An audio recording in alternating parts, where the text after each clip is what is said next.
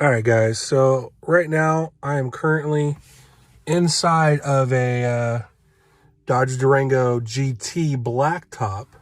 So this one does have the V6 engine.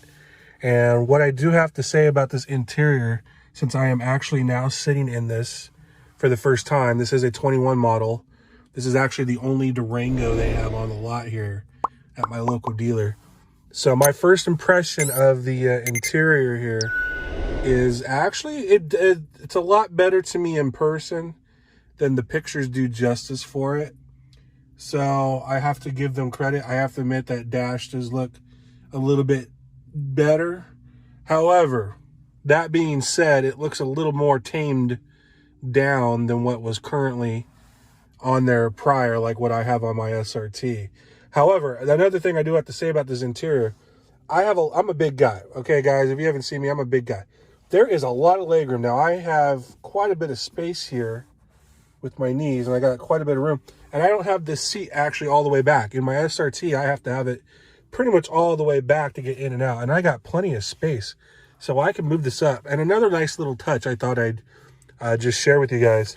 This is a V6 model. However, look at the steering wheel.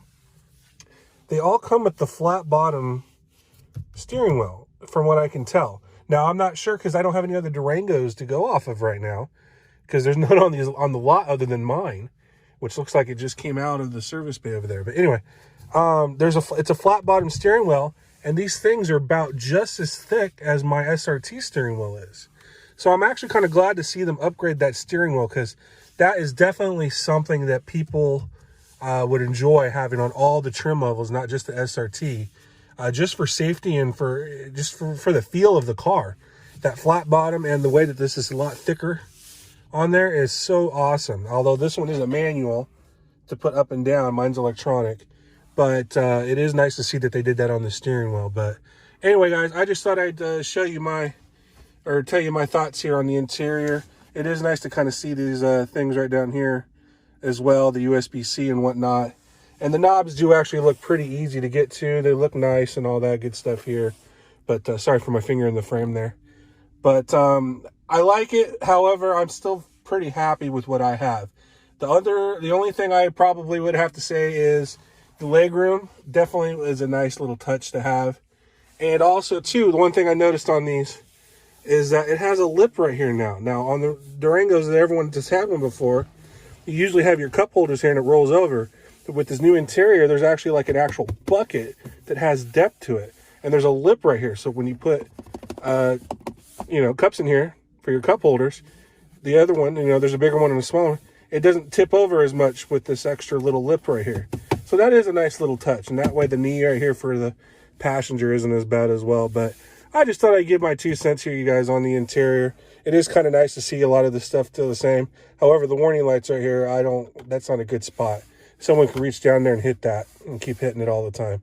So they need to really remove that. Anyway, guys, I just thought I'd tell you my thoughts on the interior of the new Durango. It's nice overall. I'm still happy with what I got. I ain't going to complain. But it's nice to see some added touches on there. So I'll go ahead and we'll move on. All right, guys. So here's the exterior of that GT blacktop we're looking at here. And a couple of things I just need to say about the exterior here. There's not too much to add other than what I have to admit. This new tail wing, or whatever you guys want to call this redesign, is actually pretty sweet looking. It does look a little bit better than what I currently have, not to mention the way the LED is a lot wider on this too.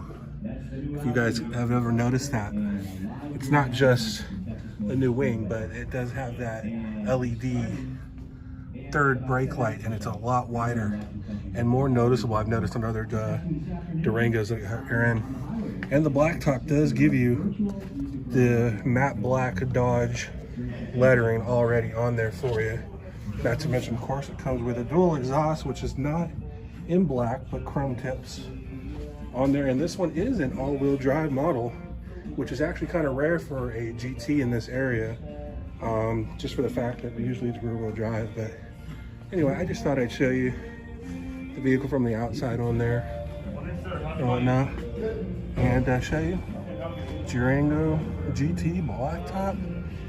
stickers for 47, but with the way the market is right now, if you guys can see that, they have a market added value of 3,000, so it puts it just over 51, almost at 52, which is ridiculous, but it is the market that we are in right now.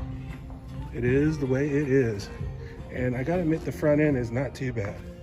These headlights are pretty good. However, there are little fit and finish issues. Right here, look at this plastic. It's pushing in. Look at that, that's a gap on there. And if you look at the other side, it's got the same exact issue right here. Look at that, there's a gap. So these are not the same type of headlights that are currently on the 20 models and older. There is this extra plastic piece to add to it because of this, what I call bucktooth look. But overall, not a bad looking vehicle still. Anyway, but that's my thoughts on the exterior here. So we'll go ahead and move on.